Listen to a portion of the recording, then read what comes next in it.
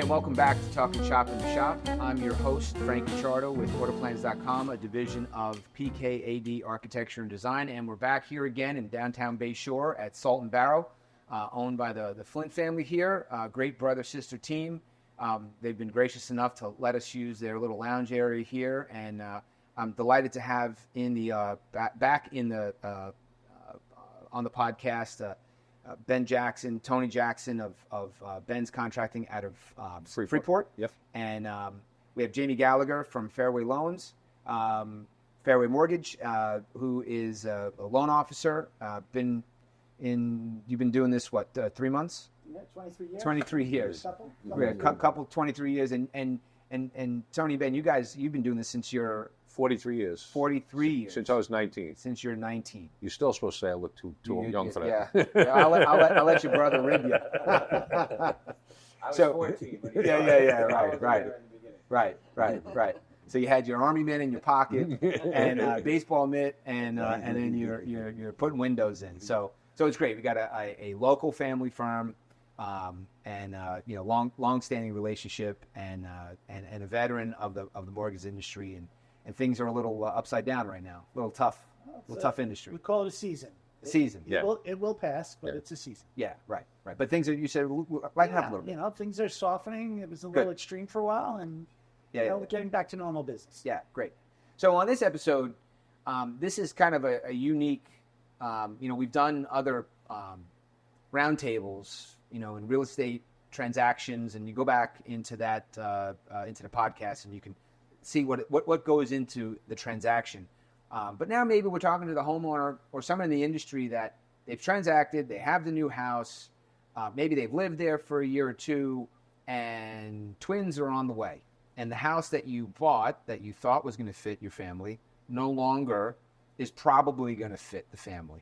And with the way that the inventory is in the market, right, Jamie, the rates and whatnot, maybe someone bought it at 3% or when the market was on the lower side, and now they're looking and they say, geez, there's no way that we're going to move from a 2,500 square footer to a 4,000 square footer, and instead we're going to go through a major renovation here in the house, and now how does that transact? And traditionally, right, guys, and you tell me, because I know I see it, homeowner comes to me and they're like, I want to do blank. I don't know what this costs. Yeah. I have no idea. Yeah. And sticker shock is coming because things are way more expensive than they used to be. I remember when a 2x4 was $257, off the shelf at Home Depot. I remember $1.89. Right. And in the middle of the COVID world, COVID years, they were like $12 a stick. Yeah. I had to reframe my garage just in the very beginning of it. We found a whole bunch of rot, and my buddy came over and we framed it on the weekend, and I paid, I don't know, $7.80, and he was laughing at me. Yeah. And like a year later, he's like, one of those $7 sticks, Yeah, right. Because they were 12, right? So there's sticker shock.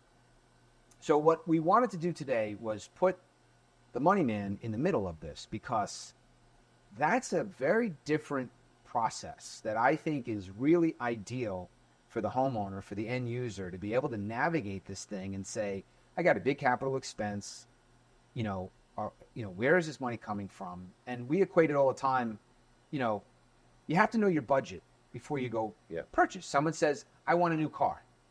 Well, are you going to go buy a Leaf, Nissan Leaf? Yeah. Or are you going to go get a Tesla? Yeah. Both electric, vastly different pieces of equipment and price point. So you just can't say, I want a car. You have to say, my budget is this, and I'm going to that corresponding dealership.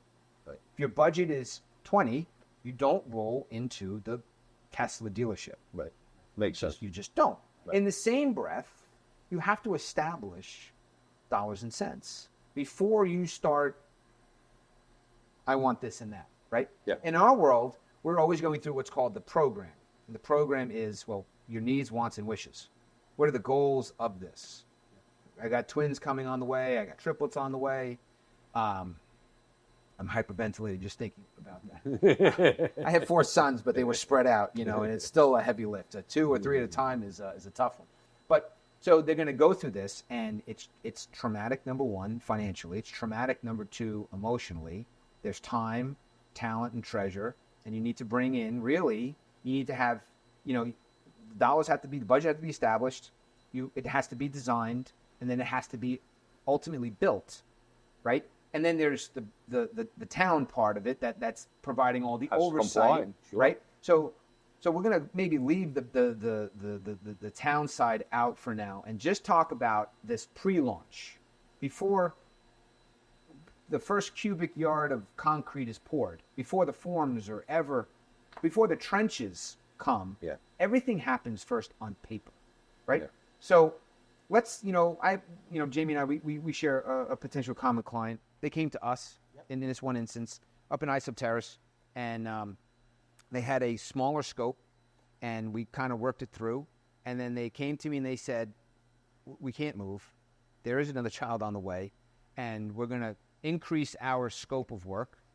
I just have to figure out how I'm going to pay for it. And I said, well, why don't you talk to Jamie and come on over here for a renovation loan, because over time, and we break it down to a monthly cost, that increased scope of work can happen. Now, the mistake would have been to go to the builder first, because that's not your space. It's not the design, right? That's our world, and you don't go to the money guy to talk about any of this stuff. So everyone has their own lane, right? Yep. Right. So I come and I pass it off to you, and maybe just tell the folks watching a little bit about what this renovation loan is and how does that kind of work, and talk about budgets. And yeah, I mean, they were a really great example of a buyer that wants to stay in their home. They love their neighborhood, they love the town that they're in, but they knew, given current market conditions, that it was going to be really expensive if they tried to find another house, and there's a shortage of inventory. So staying and focusing on construction is a great opportunity for people who are happy where their kids are going to school. So he knew what he wanted to do, and basically, a renovation loan is really just an extra chunk of money that becomes available in your mortgage for you to build out a project that has been laid out by, architectural plans, and then a great contractor bid laying out all the nuts and bolts. So it's really great when we can have a client come to you first to get a better idea on what they want to build. Right. Or they may come to you first, and sometimes. Right. And so they say, well, am I crazy? That's what they come and say. Yeah. Are these numbers what do these numbers even remotely look at before I jump into the right? Because it would be a sound process for the owner to say, my budget is X. This is what we can afford. This is what we have the house for maybe 10 years. We have some equity built into it. Here's our income, and all this figures out. And they come to you, and you do, and you're not sharing that with these guys. And you're not sharing it with us. Yeah. No, this is a straight client. And that's exactly what happened in this case. If we're looking at a project like this, can you, and this was a short 15-minute conversation, just put together a monthly payment, and the words out of my mouth are, here's what a monthly payment could potentially look like. How do you feel? Right. And just get there's no work to do. There's just, hey, this is what this could look like. How do you and the family feel about a number like that? Right. Because there's two ways that this always goes, right? In my opinion, it would be to have, what is that comfort level for dollars and cents coming out of pocket? What does that look like? And then back the project into it. Right. The other way, which becomes convoluted, is the homeowner guides and designs this thing, this whatever the project looks like, and then they get a couple of budget ranges at the end of the schematic phase, and maybe they talk to you, and maybe they talk to builders B and C, and they're all telling them it's $250 to $325, and their budget's $175 max. Right. Now they come back, and I've been telling them the whole time, I don't. That's not going to fit. We can put it out there for once, do a flyover and kind of get a sniff test on this, but I don't think you're in the 175 range. And if your max is 175, you should really build a 150, right, at least some contingency. But be that as it may, they go and they get excited and they see this. And I'm thinking of a client up in Huntington Bay, and He had a major renovation, and I'm telling him that he said, I only have a half. I have 500 large to transform this home, big renovation. And I said, this is not a 500,000. This you're going to be 3/4, 8 and change in that ballpark. No, can't be.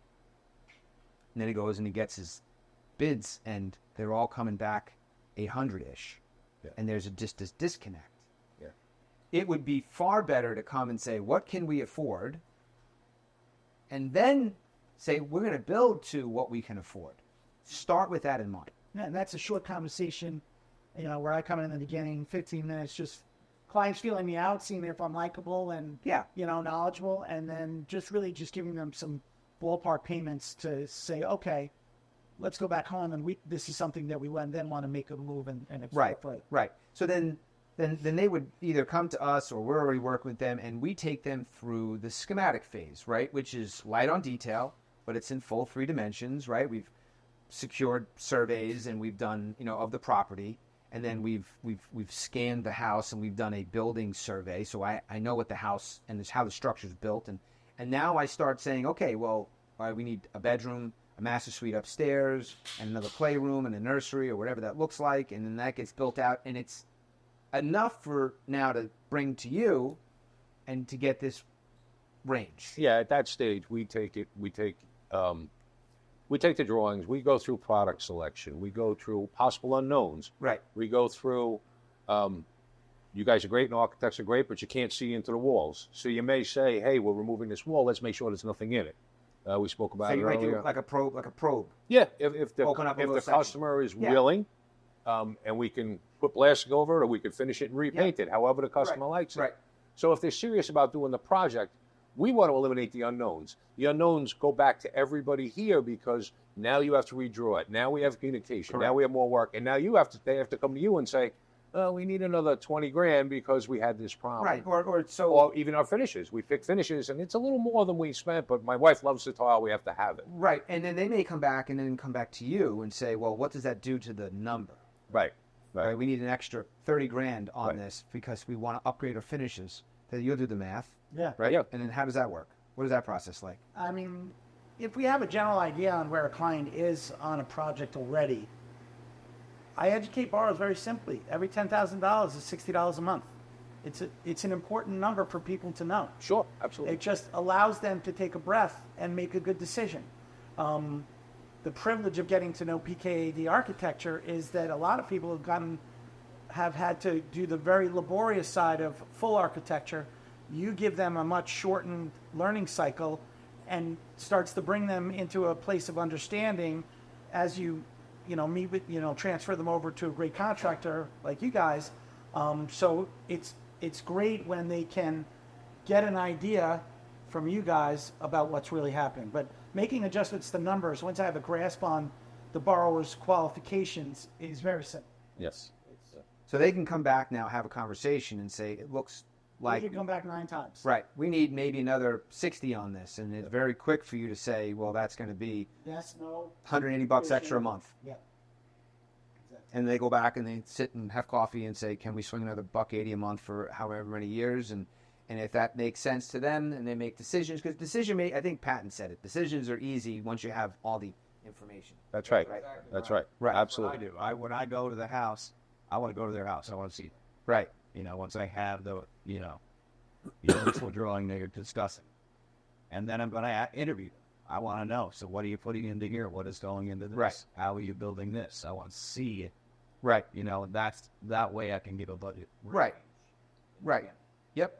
So you're going to give a range, plus or minus, whatever, 20 grand, somewhere in that sort of peppered space. Somewhere in there. Right. And if the job are complicated, maybe I can't do arrange it then. Right. And Depends on what we're providing to you. Right.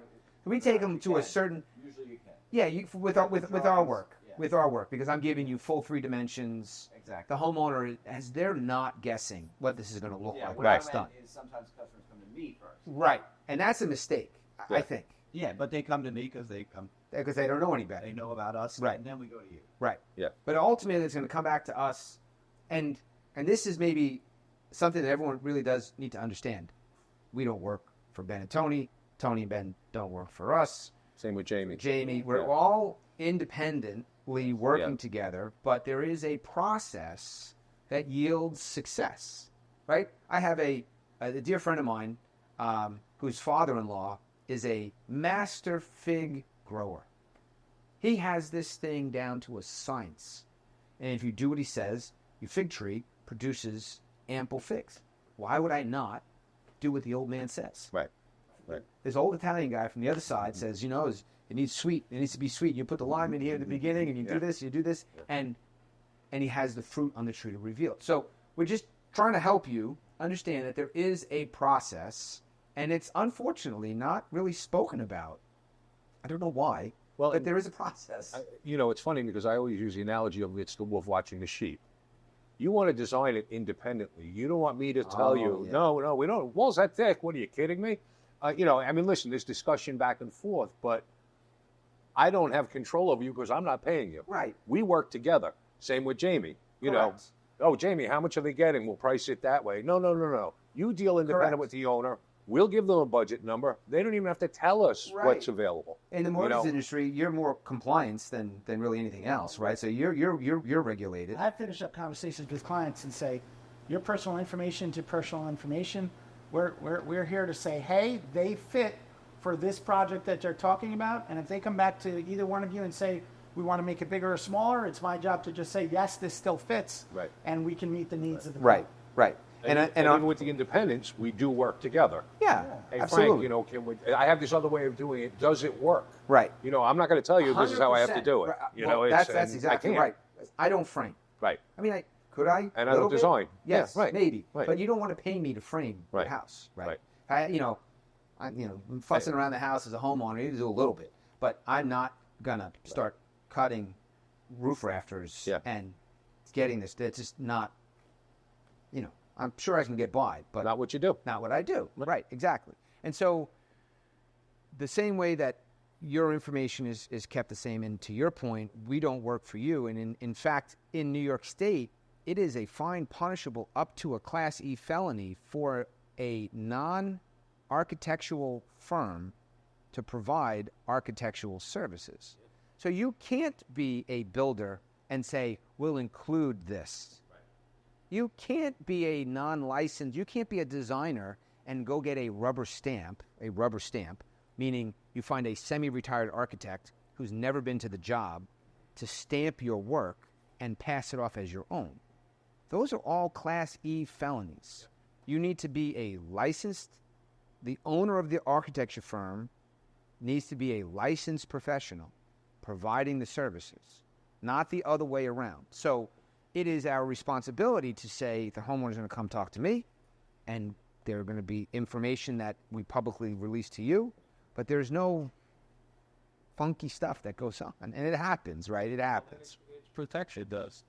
Down the line, you're protecting them, building departments protecting them, and we want that. We want our customers protected. 100%. We want them to have the right thing. That's right. You're protecting their information. You're protecting their finances. Right. Listen, you don't have enough money to do this project, or you don't have the money available to borrow, so scale back a little bit. And Correct. Again, so although we're And then they would working together, right, it's important. right. And in the schematic phase, and the reason why, Jamie, we can, and we have the ability to, we're not in so deep yet.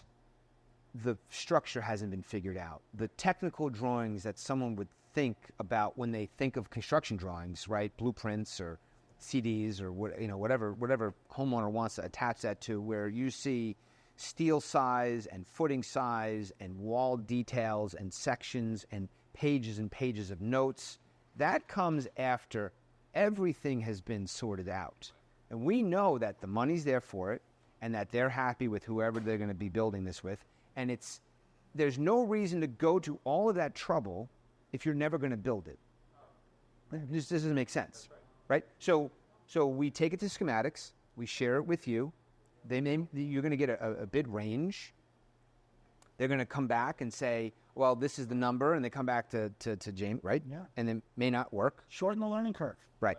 That's really put them on a little bit of better ground so they Right. understand what's happening, so they can make a more informed decision. If we're coming to them from an information perspective and just bombarding them with facts, and not bombarding them, but providing Yeah. them so they can make a clear decision, That's critical for us. We Of want course. them to think clearly. Correct. Correct. For us, it's tightening that range. Right. You know, the range always starts here. Yeah. And we just keep going like this, and that's part of our process. We want to get that range as close to what the actual final number, when we walk out, you move in, to be. Right. We want to know it all. Yeah. Sometimes the owner, like, well, I just don't have time to Right. go look for cabinets or whatever it might be. Right. You know, but I need that number. You know, sometimes they'll talk us into it, but we're trying to get every bit of it. Right. Right. Every bit of the information. Right. One of the biggest controversies in residential construction is the change orders, is the unknown, is that, well, Try to avoid them. you only gave me $3 square foot allowance for tile, but I can't find anything at $3 a foot. I need this $8 square foot Right. tile. Well, you're choosing it, and I'd rather know that beforehand, before we sign a contract. Right. You know, this is what you want, this is what you get. Lay it all out, because every 10,000 is another $60. Yeah, exactly. And one of the things that happens, and that's tough on contractors, are when you have a customer that's self-funding a transaction and the budget's starting to get tight and things like that, change orders can be enormous. What we want to do is reduce stress. So renovation loans automatically have a 10 to 15% contingency reserve factored into the loan that you may never use. But if you open that wall and find something, you know, I tell people these are calculator hands. You don't want to talk to me about, you know, anything related to wood. So you're definitely not framing. Other than the fact that Yeah. these guys know how to do that. Right. I'm here to make things possible. But you know, contingency reserves, you know, if somebody wants to move a laundry room from the basement all the way up and they didn't think about it earlier, great, that's available. So there are contingencies that pop up so that the homeowner could breathe easily and the contractor's like, I'm in a jam, or we're in a jam now and we don't have something working. Right.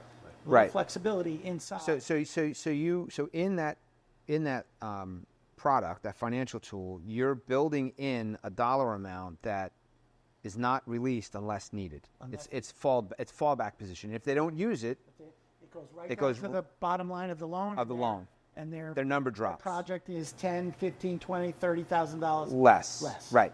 So we talk all the time to our clients that in every construction project, you have a pie of money that is going to build your product, whatever that project may be. You chop the pie up into slices. You have a hard cost and you have a soft cost, right? And every project has hard costs and soft costs. You have your professional fees for the architect, the engineer, you have surveyors, you have the expediter, right? I think Village of Freeport is a 1.5% cost of construction for their fees, right? Still 1.5. It's been like that for a long time. So you're actually going to present your signed contract to the building department, and they're going to multiply that by 1.5, and that's going to be your fee to the town. Yep. So the town, there's a slice for the town, the architect, the engineer, the survey. That combination of soft costs, right, is part of the overall construction. And then you have the hard costs, which is the bricks and the sticks and the labor to install it. Those two together constitute the build-out, not just what does it cost to build. Because if you miss this piece, you know, if you got a big project in Freeport, I think Garden City's 2%, that's a chunk of cash. Well, I mean, it's a critical piece. One of the things I do, and you guys know this, is administering this type of loan by phone is very difficult. I usually bring people into my office or maybe a detailed Zoom, and there's really two major pieces to the project. There's what we consider to be the construction, which is your project, plus the soft costs. We have to lay out every soft cost, and then we show how that really fits inside closing costs. So giving them a full breakdown of soft costs based on their area, architect, surveys, permits, and we're consulting with you depending on what town you're working in on permits. Sure. But we build that so they really understand, and that contingency reserve, so they really understand that their project of 175 in our eyes, okay, Yeah, is really look at the camera and tell them. is really 203. Right. And so bringing them in to say, hey, this is what we're really talking about. This is what it looks like alone. And they breathe a little and they're like, okay, we're getting it. So it's this layer on top of that. And let's get these guys involved and let's make sure that what we're talking about is right. So then let's talk, because this is a rub every time with the owner. They're looking at a $175,000 build. They really have a budget of $205,000, but they have to start to fund the project with the soft costs. They're flipping $800, $1,000, $1,200, $1,500, whatever it is, to the surveyor. Another maybe $1,500 is going to go to the expediter, and then they're going to have an architect bill, and it might be 8, 9, 10, 12 grand, whatever that number is going to be, right? So, and then they're like, well, we're cash strapped, maybe. So why don't you maybe talk to that piece? Yeah, very important. Clients are starting to do all this math in their head and getting nervous. One of the nice things is when they lay out for soft costs, if we can get in front of the client earlier in the process, it's very critical that clients pay that, by check, not by cash. Right. And what happens when you give us receipts and invoices, we can, 9 months after you really started the project and you're really coming back to us to say, okay, now we're going to go, we can finance that into the loan and get you reimbursed back at the closing for those, maybe you took it out of somewhere that you just would really like to put it back. Put it back. So Right. You just keep those documents organized. We'll collect them from you earlier on in the process if we're, helping you, because Right. we don't want you to keep paperwork. We'll keep it, in your file, and we'll get you those funds back. So if you're laying out $7,000 to $9,000 to $11,000 on a project, we can finance that into the project, get you paid back at the table, and leave the remaining pool of funds for the build. Right. everything And every else. 10 is $60. So if you've got 20 grand in soft costs, let's say, you've got to the project, you've got $120 a month. I turn to people, and I turn to spouses, and I say this: if you're going out to lunch together, it's more than $60. Right. And if you're going out to dinner, Definitely. it's more than 120. That's right. So, if you want the dream, you love your town, you love where you want to go, Right. you're trying to build this thing, maybe we'll take a step back in one dinner a month, and we get that kitchen, we get that deck, we get all those great things that make family life nice when you come home like you're coming home at holidays. Correct. That's another thing we do also. Is we will go through and really try to feel out the customer's priorities. Right. At a deck, we might go out there once, twice a year. Well, then you don't need the big fancy table rail and everything else. This is a very nice system, but if you're not going to see it, what sense is it? Need, wants, and wishes. Right. But, Right. we have to have the marble floor. Well, then the marble floor is this much, and you're going to have to sacrifice here. Right. So we try to value engineer it just on the finish end with people. Sure. Listen, that product in God is pleased. We have this one that's half the price. Right. And it can kind of fit more into what the budgeting is. Okay, well, we'll say, the money we're saving there, we'll put it here. Right. Or maybe we need to save on both. Right. I don't know. Right. I use 2 absolute blunders I made in my own construction. I find people, when you get on people's level and you say, hey, here's what I did. I do this with my kids. I think you all do the same on your parenting. I said, here's what I did when I did mine, and I'll tell you about the good and the bad. So I made 2 strategic blunders when I did a dormer way back in 2003. I didn't put central air in. Mm-hmm. That was a blunder. I made the same mistake too. I did it later. Yeah. I did it later, and I'll be honest with you, it worked out spectacular. Best air conditioning I've ever had. Yeah. Best air conditioning I've ever been near. But I just think I got lucky. The other thing is, I dug an extra basement on the back of my already existing basement, but it was another 3 or 4 feet lower. Oh, the neighbor down the block said, "Oh yeah, it's 68. That was all marshland," and they put it. So I lost basically 3 basements. Flood, and I had 4 kids at the time, so it was pandemonium. It was, Oh my word. so I know a great French drain guy. That didn't really work out well for me. It worked out later, but I talked to people about air conditioning. I talked to them about, French drains if you're in a low-lying area, which we Yep. happen to be in a very low-lying area Yep. in general. And I got lucky on one. The other one I paid for in spades. And if I had a great contractor, they would have said, we need to think about this. It would have been maybe back then 5,000 to 7,000. It ended up costing me probably 20 because I sheetrock Yeah. furniture. Yeah, you sure. know. So I just, if you have the time to plan and think and work with great builders. And that's really, if Okay. there was a, Yeah. Nowadays, say it again? 9 out Out of of 10 people, Right. they want cooling. Yeah. Oh yeah. because we were around a long time. Yeah. 30 Yeah. years ago. Not really. Yeah. We were sweat growing up. Yeah, nobody You gets just open the window. We didn't have when we were kids. I didn't know what it was. Sweat. Sweat. You're in college. My brother's got it. Yeah. But, So, yeah. so I would say that, listening to everyone here, here at Salt and Barrel today, the take-home message, I think, is a proper process with proper planning and laying out all the little scraps of information so that decision-making becomes easier. And all along the way, and here's the other part of it too, right? They go through your PSA. If during this small test they're not happy with whatever, they're not locked in with you. No, there's no obligation on Right. ours. You can take all the information we've worked with you to develop Right. and say, okay, I don't like you guys. I'm going somewhere else. That's fine. Correct. That's not a You problem. take the value, Yep. tuck that folder under your armpit, and go off to builder B. You're If paying someone- for a product. Right. So this is they got $175,000 build out with you. They're going to exchange large capital dollars. This is an easy way for them to test. If you're faithful in small, you will most likely be faithful in large. Right? I mean, that's a Yep. that's a Absolutely. biblical rule that governs everything. Yep. Usually. Same thing in our case. We take you through schematics.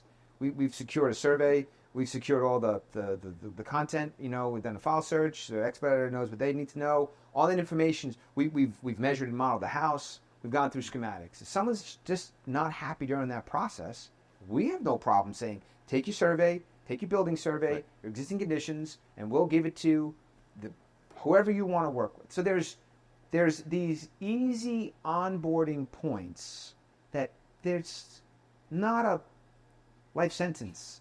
Right. Yeah, they want to. They get a way out. They're dipping their foot. Easy in that tests. A little bit with the architect, with us. 'cause we Correct. were just acting as consultants early on. Correct. And especially with Jamie, it's the Correct. same thing. He's saying is what I'm offering. Well, Correct. We're bound by federal guidelines. So Yeah. there's, as far as loans are concerned, you'll pay for an appraisal, $600. Yeah.